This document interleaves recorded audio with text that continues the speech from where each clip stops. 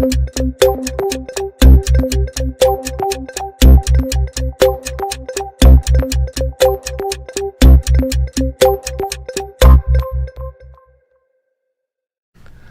dia a todo mundo, mais uma conversa com a presidente e uma semana muito gostosa, muito boa, né? Números muito bons porque quando a gente fala com um cidadão médio, né? As pessoas se preocupam muito o quê? Com a grana no bolso, com uma coisa um pouquinho mais confortável, com a economia indo bem, porque isso se reflete na vida cotidiana, na vida de uma certa tranquilidade, uma certa calma, né? E a Fundação Getúlio Vargas soltou agora recentemente 2 índices muito interessantes. Um era o índice de confiança do consumidor e outro índice de satisfação sobre a situação da economia. Os 2 índices melhoraram muito, presidente, muito. Um é mais 2,5 pontos, quer dizer, é o melhor desde janeiro de 2019, o outro é o melhor desde outubro de 2014. Quer dizer, as pessoas estão com mais confiança e as pessoas estão com mais satisfação em relação à economia. E o senhor? Confiança e satisfação? Com a minha cara. Eu tô com muita confiança, Shoa, porque quando a gente acredita naquilo que a gente faz e quando a gente tem ideia, sabe, bastante firme daquilo que vai acontecer no final, eu sou um cara otimista, porque eu lembro que em 2009, quando o pessoal da ONU fez pesquisa sobre o povo que tinha mais confiança, era o povo brasileiro que mais confiava no futuro do seu país.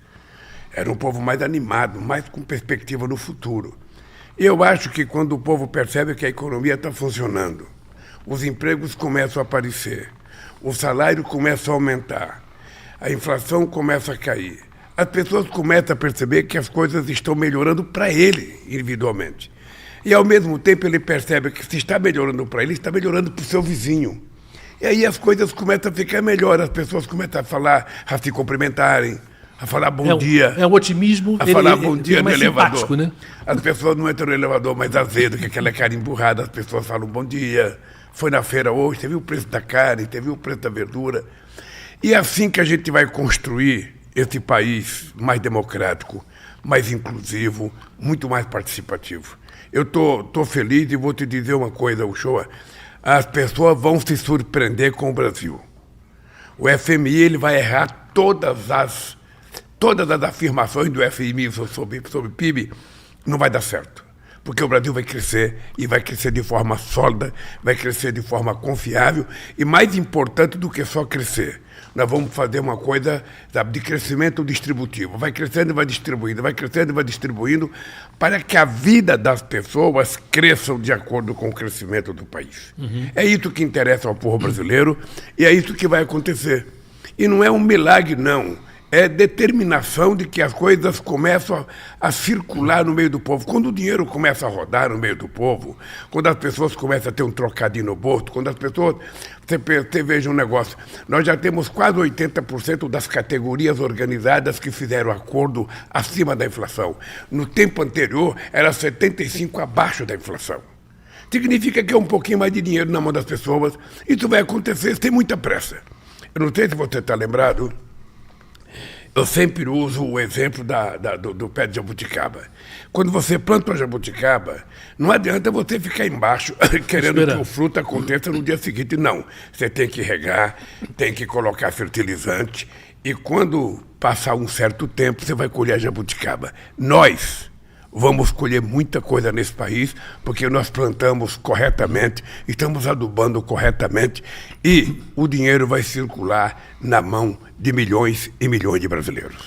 E os números não são simplesmente opiniões de instituições aqui no Brasil, né? Porque a FMI fez também divulgou também um número de que o crescimento de 30 países, né, o principal que ia crescer mais era o Brasil, era 2,1, os Estados Unidos era 1,8, a gente crescendo muito. A agência Fitch também melhorou o rating do Brasil, quer dizer, são coisas lá de fora, julgando o que está acontecendo aqui, né? Mostra que mesmo esse olhar, ainda que o senhor seja mais otimista do que eles, mas esse olhar lá de fora também é importante para investidores, etc. Eu sou mais otimista. Eu estava em Hiroshima e nós fomos no jantar oferecido pelo primeiro-ministro japonês. E lá eu encontrei com a diretora-geral do FMI. E eu falei para ela, você vai se surpreender com o Brasil. É bom vocês não ficarem citando o número do Brasil, porque vocês vão se surpreender. O Brasil vai crescer mais do que a previsão do FMI. Isso vai acontecer. E tem gente que fala que o Lula tem sorte, porque o Lula tem sorte, porque não tem das contas. Então, gente, se é por causa de sorte, me elejam sempre, porque esse país precisa de sorte. Sabe? Quem é que quer um goleiro que não tenha sorte? Quem que é um centroavante que não tenha sorte? Não, todo mundo tem que ter sorte. E quem tem sorte é o povo brasileiro de ter escolhido certo a democracia para governar esse país. Porque, para mim, a inclusão social é a mola mestra, é a coisa crucial para o desenvolvimento do Brasil. Eu vou repetir uma frase para você nunca mais esquecer. Muito dinheiro na mão de poucos, como era antes, é concentração de riqueza. Pouco dinheiro na mão de muitos é distribuição de riqueza. Quando todos tiverem um pouquinho, a gente vai perceber que as coisas vão melhorar. Eu não vou falar Tiquinho, porque Tiquinho é o centroavante do Botafogo, que é o artilheiro. Que está com muita sorte. Eu não vou falar, ele está com muita sorte. Qualquer chute que ele dá entra no gol. Sabe? Então, eu acho que é isso, Show. Eu acho que nós estamos passando por um momento de autoestima recuperada. A gente percebe que o povo está recuperando a autoestima. Eu fui numa festa no Sindicato dos Metalúrgicos, sabe, há uns 10 dias atrás. O ânimo do povo, a crença do povo, o otimismo do povo é muito grande. Sabe, nós estamos acabando com aquele baixo astral, aquela coisa azeda, que ninguém gosta de ninguém, ninguém ri, ninguém... Sabe, não, isso tem que acabar, gente, tem que acabar. Você, por acaso, algum dia brigou com seus parentes? Você brigou com o pai brigou com você brigou com a sua tia recupera a amizade, vai lá, abraça e fala, gente, vamos junto, estamos juntos, porque o Brasil vai dar certo. É esse país que nós queremos. O país do ódio, o país do horror, o país da mentira acabou. E acabou de verdade, porque o povo brasileiro quer que acabe. Apenas alguns querem continuar, que continue, mas vão quebrar a cara. Porque o povo brasileiro está cansado. Ele está cansado de tanta mentira, de tanto engodo, de tanto ódio, de tanta brutalidade, de tanta ofensa. A gente quer apenas isso, trabalhar, viver decentemente com a nossa família e cuidar do futuro dos nossos filhos. É isso que a gente quer. Esse espírito que você está falando, de certa maneira, tem a ver, e tem tudo a ver com política, né? Você acha que também a relação com o Congresso, a relação com os partidos, também está indo nessa direção? Quer dizer, quais são os próximos passos aí que você está tentando trazer, conversar com o pessoal dos republicanos, do PP?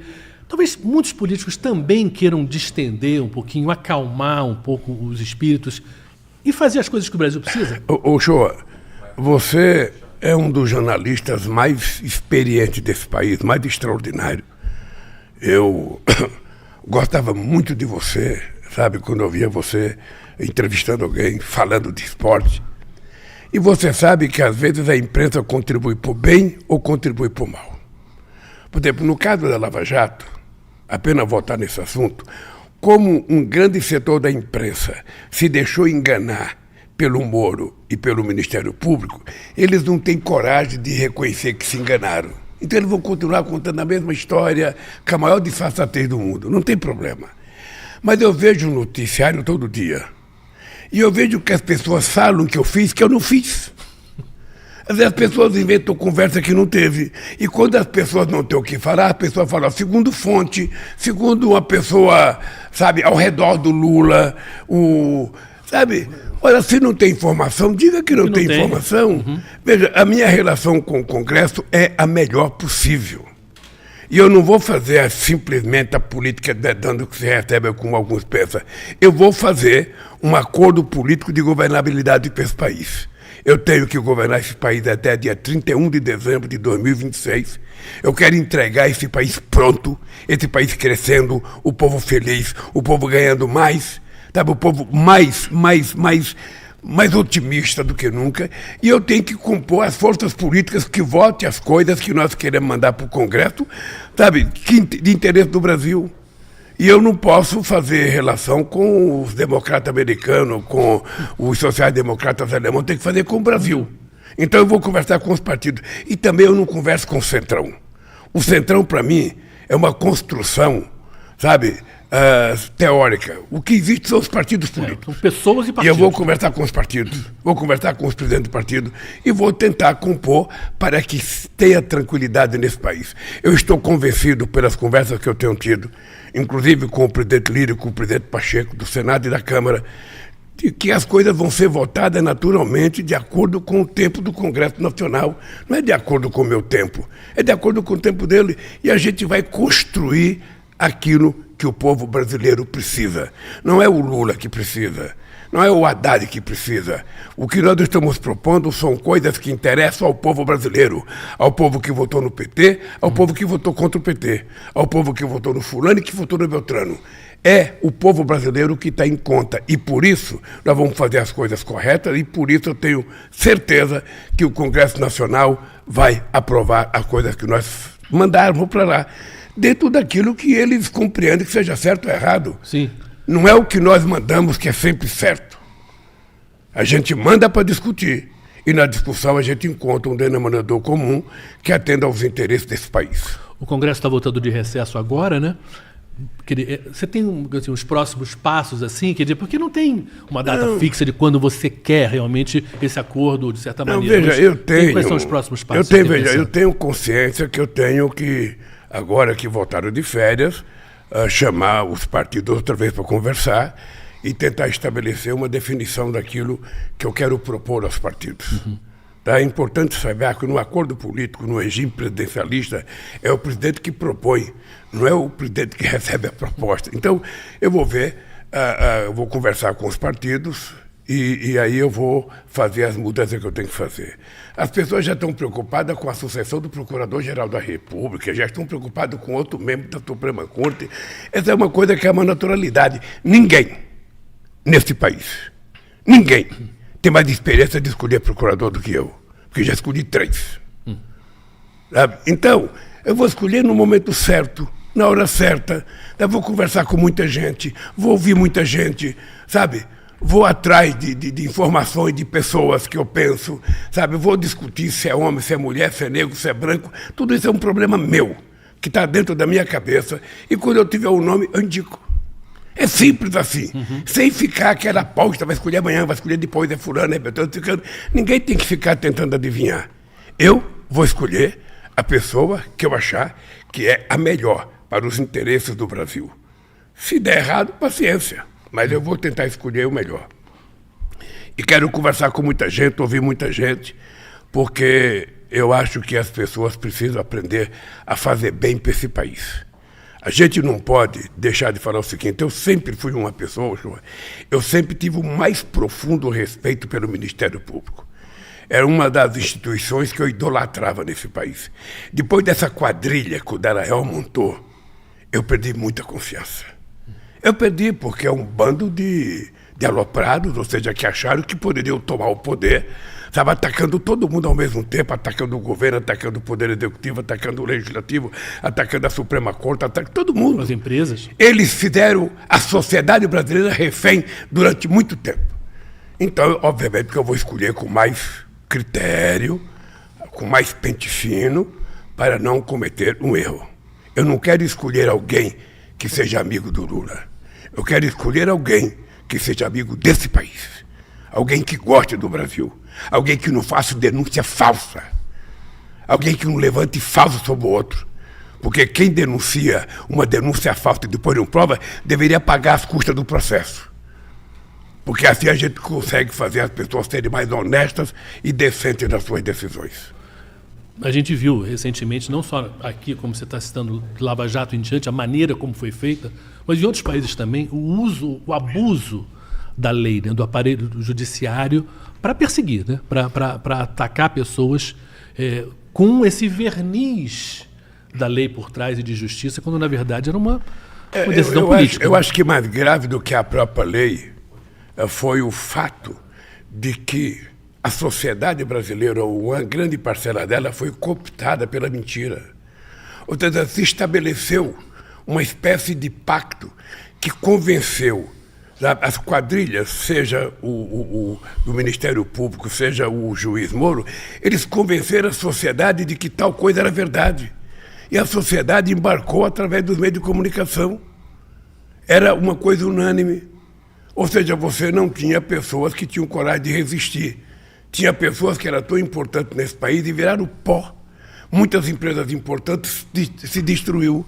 Ou seja, você poderia punir a empresa. O diretor, mas punir o diretor da empresa, mas não punir a empresa. Você causar quase 4 milhões de desemprego nesse país, você quase que aniquilar a indústria de engenharia desse país, a indústria de óleo e gás, em benefício de quem? Não foi do povo brasileiro. Não foi do povo. O resultado disso foi o maluco beleza que governou esse país durante 4 anos. O resultado disso foi o fascismo nesse país. Então, é importante dizer isso porque é preciso recuperar a democracia. A democracia é a coisa mais importante na história, sabe, da humanidade. Porque a democracia, ela pressupõe que você tem direito de fazer o debate, tem direito de informação, direito de opinião, e aí vai ter uma decisão. Na hora que tiver a decisão, todos acatam aquela decisão que foi votada pela maioria. É assim, eu digo sempre o seguinte, a gente quando quiser comparar a democracia, você está em casa assistindo a gente e você fala, mas eu não entendo esse negócio de democracia. Democracia é o que acontece na sua casa. Quando você casa e você tem filhos, você começa a exercitar a democracia. Você tem que fazer concessão para sua mulher todo dia e ela tem que fazer concessão para você. Você tem que fazer para os seus filhos, ele tem que fazer para você. Porque se não houver essa cumplicidade, a família se destrói. A democracia é isso. Se não houver respeito às instituições, se não houver concessões entre as partes que governam o país, entre Estado, município e governo, o país se autodestrói. Então é importante apenas ter em conta, a democracia é extremamente importante, porque nela a sociedade pode participar, nela a sociedade pode falar mal, nela a sociedade pode dar sua opinião, coisa que no regime autoritário ela não pode dar. Uhum. O senhor falou, tá falando sobre as empresas, e a questão do desemprego, né, também é outra boa notícia, né? Caiu 0,8%, em 8%, 1 milhão e 400 mil pessoas se empregaram nesse último trimestre. Quer dizer, e é uma preocupação, acho que talvez seja a maior preocupação sua, né? Essa questão das pessoas trabalhando, né? O show é porque, para mim, o emprego é a coisa mais extraordinária que pode acontecer na vida de um ser humano. O fato de você ter um emprego, você ir dormir toda noite com a certeza que você está trabalhando, que você vai passar o dia trabalhando e que no final do mês você vai receber um salário que vai permitir que você cuide da sua família, é a coisa mais sagrada. Ninguém quer viver de favor, as pessoas querem viver do seu salário. Por isso que o emprego é uma obsessão para mim. Sabe, o emprego é uma obsessão porque eu sei o que é emprego. Eu já fiquei uma vez 1 ano e meio parado, saí todo dia de manhã, 5 horas para procurar emprego, voltava de tarde, cansado, sem, sabe, o emprego. Então o emprego é uma coisa muito importante e eu quero te dizer que é minha obsessão. A minha obsessão é garantir que todo mundo tem o direito de trabalhar. Como é gostoso a gente levantar de manhã sabendo que a gente tem um emprego. É muito bom. É uma coisa extraordinária e é por isso que eu estou feliz com esse número. Ainda é alto, ainda é alto, mas a gente vai reduzir, vai gerar mais emprego, vai gerar mais salário, vai gerar mais emprego e assim o país vai voltar a sorrir. Um setor que é muito rápido, porque uma das preocupações do senhor é a industrialização, né? A gente voltar a criar indústrias, criar emprego. Agora, um setor que traz empregos muito rápido é turismo, né? E o turismo está com números muito bons, né? A gente rendeu o turismo internacional que veio para o Brasil 15 bilhões nesse primeiro semestre, números de antes de 2019, que a recuperação foi muito boa. Claro que você trocou o ministro agora, mas estou falando em relação à Embratur, né? Que o trabalho do Marcelo Freixo, etc. A coisa está indo muito bem, e é um emprego muito rápido, né? Que você tem um restaurante, tem muito freguês, você tem que contratar alguém para mais garçom, mais gente na cozinha. O turismo é uma preocupação também do senhor de tentar transformar o Brasil, porque lá atrás, Copa do Mundo, Olimpíada, que foram, né, eventos que foram conseguidos no seu governo, alavancou, de certa maneira, a imagem do Brasil, mas a gente não colheu tanto, né? Mas deixa eu te falar uma coisa. O Brasil, quando nós criamos o Ministério do Turismo, que foi o companheiro Valfrido do Marziguias, do primeiro-ministro, foi uma coisa muito importante, porque nós construímos um plano nacional do turismo que está sendo recuperado agora, um novo plano, pelo nosso ministro.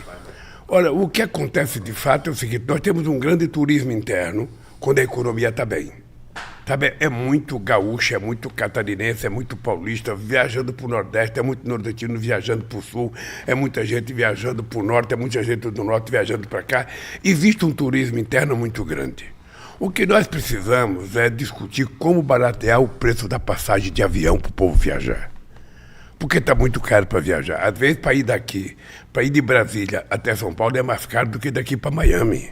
Não é possível. Então, nós precisamos encontrar uma saída para reduzir os preços da passagem. A segunda coisa, para a gente atrair turista de fora, é a gente fazer divulgação do Brasil lá fora. Sabe, é preciso fazer propaganda das coisas bonitas, das coisas boas que o Brasil tem. Eu, uma vez, estava em Joanesburgo e estava assistindo um canal de televisão do Brasil, não vou dizer qual. Tá? E estava passando um programa que só tinha morte. Era bandido matando bandido. Aí eu falei, quem é que vai? Se o cara está com a malinha pronta e está convencendo a noiva, nós vamos casar, meu amor, e vamos passar a lua de mel no Brasil. E aí ele vê um programa desse, ele corre para outro lugar. Então é o seguinte, as coisas ruins são verdade, elas acontecem também. Sim, mas não sei só mas isso, é né? importante, se a gente quiser atrair turismo, a gente não vai atrair dizendo que tem violência, que tem muita isso, que tem muito aquilo. Você vai atrair dizendo que tem coisas boas para a pessoa visitar aqui, que esse país tem democracia, que esse país tem uma culinária extraordinária, esse país tem uma cultura extraordinária, esse país tem música excepcional, esse país tem museu, tem floresta, tem praia de monte. Nós temos que dizer isso para convencer as pessoas a virem para cá e criar infraestrutura. Sabe? Nós vamos tentar estabelecer uma política de melhorar a infraestrutura do turismo, tanto interno quanto, sabe, externo. O pessoal que vem de fora. Para convencer o pessoal a vir para cá. Veja, a pessoa que vem para cá, muitas vezes ele sai de Lisboa ou sai de qualquer outro estado, ele vem para São Paulo para depois voltar para o restante do país. Não. É preciso que a gente tenha lugar para essas pessoas pararem. Quem quiser ir para a Amazônia, vai direto para a Amazônia e fica na Amazônia.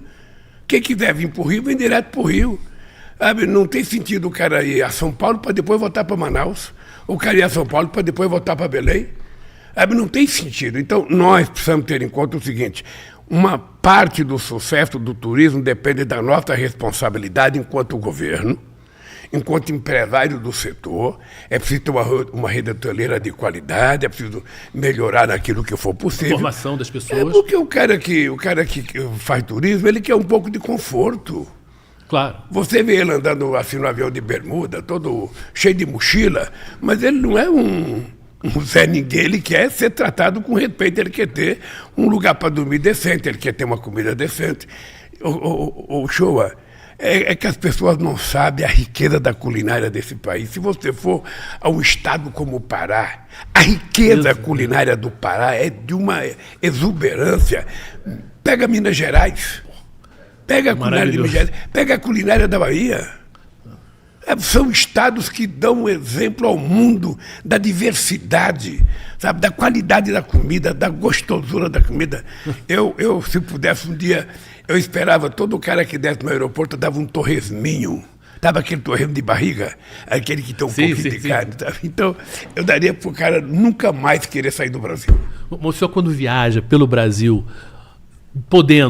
gosta de comer a comida local? Sempre a comida local. Uhum. Veja, porque quando você viaja, você experimenta a comida local, senão você não conhece o país. Uhum. Então você não conhece o país. Sabe, mesmo fora eu gosto de comer, experimentar o que tem de especial em tal país.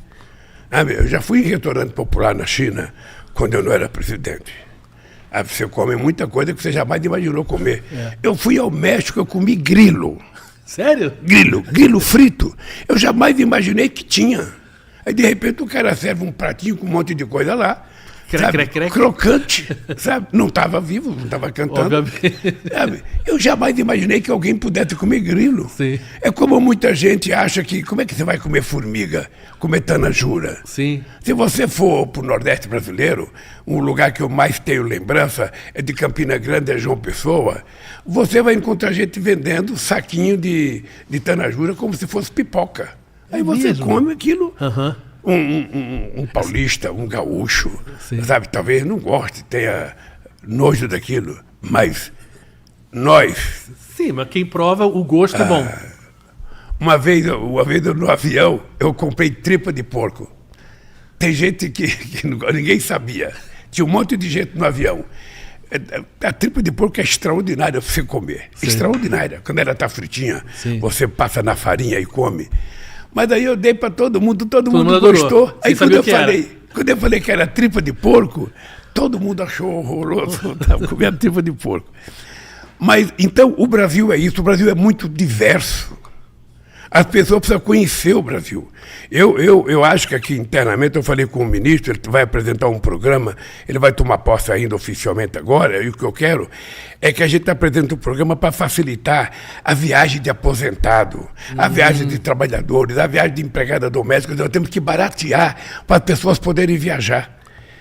Porque é isso que dá uma dimensão, sabe, de soberania, de nação ao nosso povo. É conhecer o nosso país. E os números já melhoraram. Até esse número, por exemplo, de 43 milhões de pessoas aqui no Brasil viajaram no primeiro semestre. 15% a mais do que no ano passado. Junho também foi extraordinário, foi um mês muito bom. Quer dizer, ainda com preços ainda altos, as pessoas estão voltando a viajar e conhecer o Brasil. Todo mundo gosta de viajar, o show. Todo mundo gosta. Se todo mundo pudesse, o Stuquinha, por exemplo, conhece o Stuquinha? Sim. O Stuquinha trabalha comigo. Se ele puder, todo sábado ele vai. Todo sábado ele vai aí, sabe, ver a lua. Ele gosta de ver estrela. Ele gosta de ficar fotografando estrela. Aonde tiver uma estrela, ele para. Tem hora que ele até quase manda parar o avião para ele fotografar a estrela. Sim. Mas então nós vamos fazer do turismo, eu diria, uma experiência aprimorada daquilo que nós já fizemos. Motivar muito o turismo interno. E nós precisamos brigar muito. Eu brigo com o Pimenta, não sei se você sabe, muito, porque eu acho que um país do tamanho do Brasil tem que ter uma TV internacional. Não é possível que a gente viaje o mundo, você não vê uma notícia do Brasil. Se você quiser ver uma notícia do Brasil, você vê pela Telesur, que é o canal da Venezuela. Sim. E um país do tamanho do Brasil que poderia mostrar a nossa diversidade, o que é o Pantanal, o que é... As praias do Nordeste. As praias do Nordeste. Foz do Iguaçu, na Amazônia, meu Deus, Rio de Janeiro. Pode mostrar tudo o que você quiser, então por que a gente não tem um canal? Eu já tentei da outra vez. A gente vai fazer. Não deu certo. Eu até tentei fazer um convênio com Portugal. Utilizar a TV portuguesa para a gente ter uma sociedade nela. Não mandou, mas eu acho que agora o companheiro Pimenta vai fazer um esforço especial e, se Deus quiser, a gente vai ter. É para mostrar a cara do Brasil lá fora. Não é para mostrar debate político, não é para mostrar o governo, não é para mostrar o Congresso. É para mostrar simplesmente o Brasil. Só isso. Mostra o Brasil como ele é. Despido, para as pessoas saberem o que significa os lençóis maranhenses. Extraordinário. O que significa o Delta da Parnaíba. Sabe?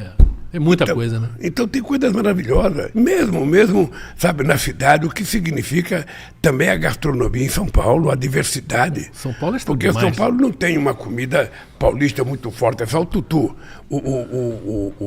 Tem do Brasil inteiro, né? Do mundo inteiro, na verdade, né, em São Paulo. Você come comida do mundo inteiro em São Paulo, né? Do mundo inteiro. Nós temos o Virada Paulista. Sim. Sabe, o Virada Paulista. O Bauru. Mas o problema de São Paulo é que São Paulo tem comida do mundo inteiro. Se você quiser comer chinês, se quiser comer francês, se quiser comer, sabe, indiana, se você quiser comer, sabe, do Afeganistão, você encontra em São Paulo. Então as pessoas precisam conhecer a atividade cultural de São Paulo, porque é uma coisa que muita gente não conhece. Então, eu acho que o Brasil precisa se mostrar ao mundo. O Brasil não é truculento. O Brasil é feliz. O Brasil é alegre. O Brasil é o único país do mundo que o povo conta piada sobre a sua própria desgraça. É verdade. O país é o único país do mundo em que o cara faz samba do seu sofrimento, gente. É extraordinário. E só nós que não valorizamos isso, só nós que nos achamos pequenos. Então eu estou assim, eu tô vivendo essa fase extraordinária. Eu adoro quando eu vejo na televisão alguém falar, o Lula tem sorte. Então é o seguinte, eu tenho muita sorte mesmo. Tenho muita sorte, e mais sorte vai ter o Brasil, de ter um cara com sorte governando esse país. Sabe, quem quiser urucubuca, quem quiser urucubaca, quem quiser, não é com Lula. Agora, se a pessoa quiser otimismo, se a pessoa quiser acreditar, ontem eu recebi a meninada premiada com medalha de ouro, teve um que foi o campeão Olimpíada de Matemática, né? Internacional, cara. Uhum. Você sabe o que nós vamos fazer? Nós vamos ao Rio de Janeiro anunciar uma faculdade de matemática. Pegar esses gênios que passaram nas Olimpíadas e deixar eles numa faculdade só para aprender matemática.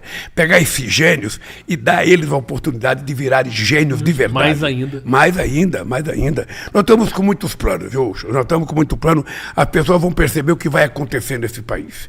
Esse país, ele vai dar uma guinada. Eu quero que esse país volte a brincar, volte a sorrir. As pessoas não têm que brigar no trânsito. Você saiu no trânsito, tem, sabe, um congestionamento, você já fica xingando o cara que está na frente. Ora, você tem que ter paciência, cara. Relaxe. Presidente, sabe? A gente está tendo o privilégio dessa conversa já há algumas semanas já, mas a gente teve uma ideia, o Stuck teve uma ideia de trazer mais gente para essa conversa, né? Porque tem gente pelo Brasil, às vezes estou viajando pelo aeroporto e as pessoas falam, poxa, você gostaria de perguntar uma coisa para o presidente, gostaria de falar uma coisinha com ele, e a gente realmente, poxa, por quê? Vamos abrir para todo mundo também poder participar de vários lugares do Brasil. A gente tem uma pergunta hoje, é a primeira vez, e a gente pretende fazer isso em outros programas também, de ter uma pessoa perguntando para o senhor diretamente um assunto. A gente vai ver daqui a pouquinho, vamos ver? O povo quer saber. Eu queria saber sobre as escolas, aquelas do tempo integral. Se elas vão continuar ou se vai ampliar mais escolas para nossas crianças, tá? Porque eu tenho 3 filhos e eu preciso sim das nossas escolas de tempo integral, tá bom? Obrigada. Espero que o Lula esteja respondendo a minha pergunta. Tchau. Olha, é assim que deve ser o povo. Olha a cara. Olha a alegria. Não sei se a companheira assistiu ontem, mas ontem nós fizemos o lançamento da escola em tempo integral. Nós vamos investir 4 bilhões de reais, sabe, nesse momento.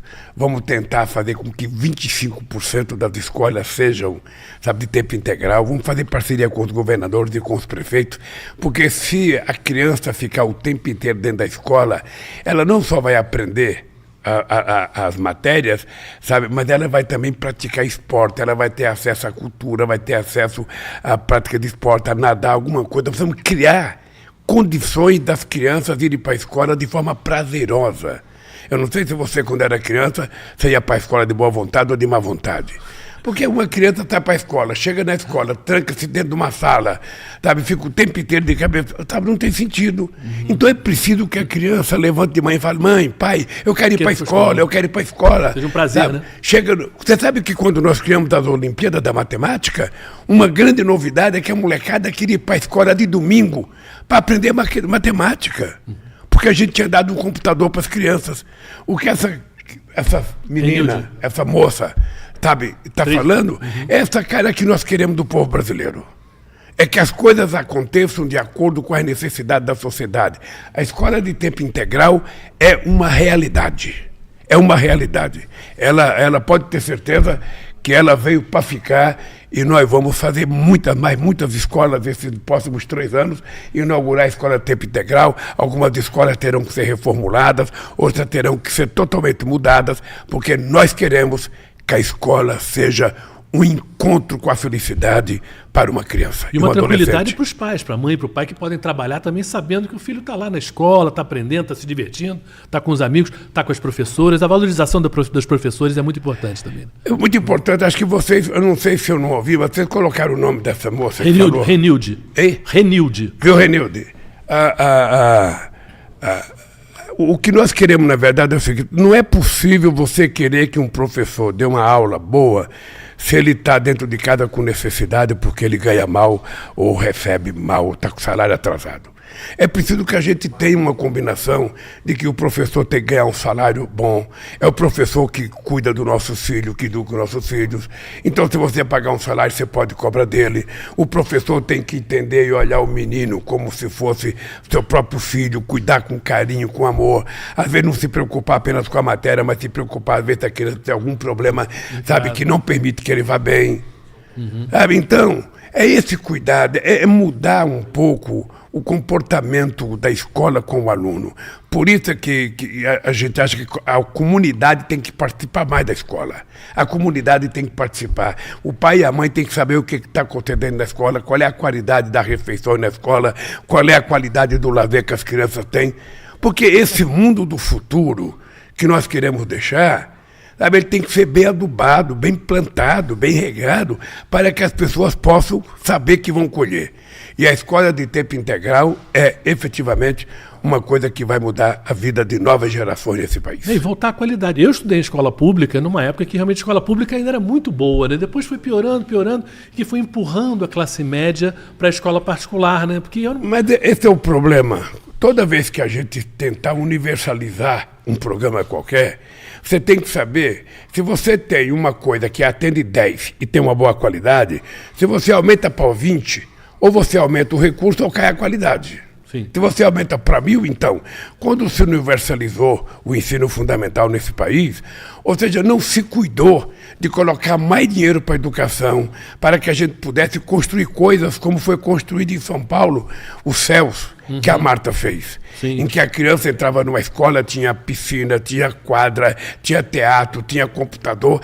Então aquilo para a criança era um paraíso. Ir para a escola era uma coisa fantástica para a criança, não era uma tortura. Sabe, diferente meu da minha infância, que eu ainda sou do tempo da palmatória. Sério? Sabe? Você tomou? Palmatória e regada na cabeça. Régua, aquela régua de 1 metro. De madeira? Qualquer brincadeira que a gente fazia, tomava uma regada na cabeça, a gente ficava... Então, como a gente evoluiu muito, a sociedade evoluiu.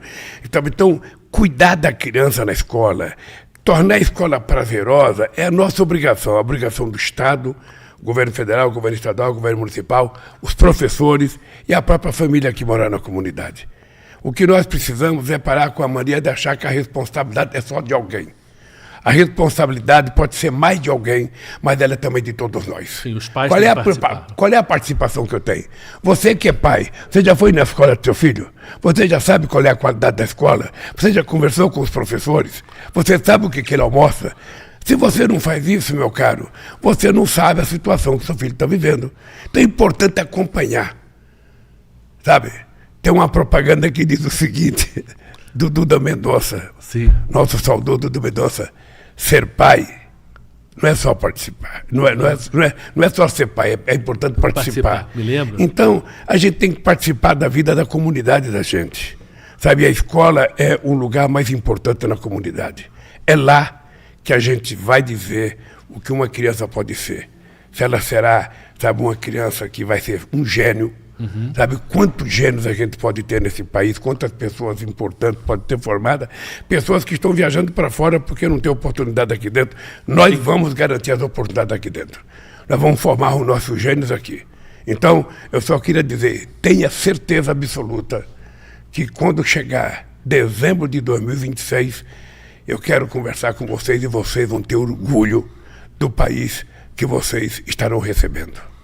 Presidente, para encerrar, né, essa conversa aí de hoje, a gente também, uma das boas notícias é que está se prevendo um recorde de produção de carne no Brasil. 30 milhões de toneladas vão chegar de produção de carne no Brasil, um recorde incrível. A picanha vai ficar mais barata, mais gorda, né? Não, você falou em carne. O Brasil já é há muito tempo o primeiro produtor de proteína animal do planeta. Mas eu queria tocar num outro assunto que não é carne, eu queria falar do IBGE. Ah, sim. Eu pensei que você ia me perguntar, você não me perguntou, então vamos eu mesmo vou me perguntar. Mas primeiro é o seguinte, não é aceitável, sabe, as pessoas tentarem criar uma imagem negativa de uma pessoa da qualificação do Márcio Postman. O Márcio Postman é um dos grandes intelectuais desse país. É um rapaz extremamente preparado, sabe? E esse rapaz, eu escolhi ele porque eu confio na capacidade intelectual dele. Ele é um pesquisador exímio. Agora, algumas pessoas que possivelmente, sabe, queriam ir para lá, ficam colocando dúvidas sobre a idoneidade do Márcio Postman. Eu queria dizer ao povo brasileiro que o Márcio Postman, se tiver 10 pessoas da mais alta 100% idônea nesse país, um é o Márcio Postman. Queria só dizer isso. E dizer o seguinte, A Simone Tebet sabe que o Márcio Postman é o meu escolhido há muito tempo atrás e com toda clareza ela ponderou que era importante terminar o censo, fez o censo, terminou o censo, agora o Márcio Postman vai tomar posse como, sabe, presidente, como diretor do IBGE. É só isso. Mas os fascistas estão dizendo, mas ele vai manipular dado a favor do governo. Vou falar uma coisa para vocês, gente. Quem tem uma história nesse país, como a que vocês me ajudaram a construir, não vai precisar de manipular dado para poder fazer as coisas nesse país. Quanto mais verdadeiros forem os dados, melhor para quem governa. Quem gosta de dados mentirosos, caiu fora. Quem gosta de mentira, caiu fora. Quem gosta de fake news, caiu fora. O que nós queremos são os dados do jeito que eles estão, como foi apurado com a maior clareza e a maior realidade. Por isso, eu quero dizer para você, Uchoa, o Márcio Postman é um homem 100% íntegro. E pensar diferente não é um problema. Você vê, a Simone Tebet tem uma cabeça, o Haddad tem outra cabeça, e os dois estão funcionando muito bem juntos. Quer dizer, não tem por que o Márcio Postman não se inserir nessa conversa de uma maneira... Não, e depois é o seguinte, ele é um técnico qualificado, que tem consciência política desse país, altamente respeitado intelectualmente. Ou seja, bom, qualquer pessoa que eu indicasse ia levantar a coisa. E eu quero só te dizer o seguinte, que a Simone não tem nada a ver com isso. A Simone é uma das coisas boas que aconteceu no meu governo. Ela é de muita qualidade, de muita seriedade e de muito compromisso com esse país. Portanto, se alguém tentaram até inventar briga, porque o Lula passou por cima da Simone, o Lula atropelou. Primeiro, o presidente nunca atropela. O presidente faz o que tem que fazer. Mas eu não atropelaria porque não é o meu jeito de fazer política. Eu converso uma vez, 2 vezes, 3 vezes, 4 vezes, quantas vezes for necessário para fazer as coisas e fazer bem certa de acordo com o conjunto das pessoas que trabalham comigo. E todo mundo sabe que eu penso assim. Eu não tenho política pessoal do Lula ou de ministro. A política é toda do governo. A política é toda do governo. Nós produzimos a política junta, nós anunciamos a política junta e nós fazemos ela juntos. É isso que vai acontecer. Por isso eu queria que o povo brasileiro se preparasse. Dia 11, nós vamos ao Rio de Janeiro lançar o PAC. Agora, antes do PAC, nós vamos a Belém fazer o grande encontro, o primeiro encontro que vai reunir os 8 chefes de Estado da América do Sul que tem floresta amazônica, mais os 2 Congos que tem grande floresta na África e mais um primeiro-ministro ou ministro da Indonésia que vem porque é o país que tem mais floresta na região asiática. Então, nós vamos fazer esse encontro para começar a elaborar uma proposta para a COP28, que será no final do ano nos Emirados Árabes. Vai participar muita gente, não é uma coisa só de governo, vai ter um encontro popular, mais de 5 mil pessoas estão participando, de tudo quanto é jeito, do movimento popular, de intelectuais, de cientistas, de pesquisadores, de ambientalistas, ou seja, é todo mundo dando palpite, para que depois a gente construa uma coisa que seja sólida para apresentar ao mundo. Nós vamos cuidar do nosso planeta. Esta é a mensagem. Nós vamos cuidar do nosso planeta. Quem não acredita que as coisas estão ficando feias, é só acompanhar o que está acontecendo no mundo. Chove muito aonde não chovia, faz seca demais aonde não fazia, faz calor demais onde só fazia frio, faz frio demais onde fazia calor. Ou seja, nós somos, enquanto seres humanos, a única espécie capaz de destruir o habitat que a gente mora. Então, como eu não quero destruir, porque eu já disse que eu quero viver 120 anos, eu vou tratar de cuidar do planeta Terra junto com vocês. E nós vamos estar junto com o presidente na terça-feira que vem, lá de Belém, no Pará, exatamente nessa cúpula da Amazônia, que a gente espera que traga um resultado muito bom para o Brasil, para o planeta todo de uma maneira geral. Valeu, pessoal. Muito obrigado por nos assistir.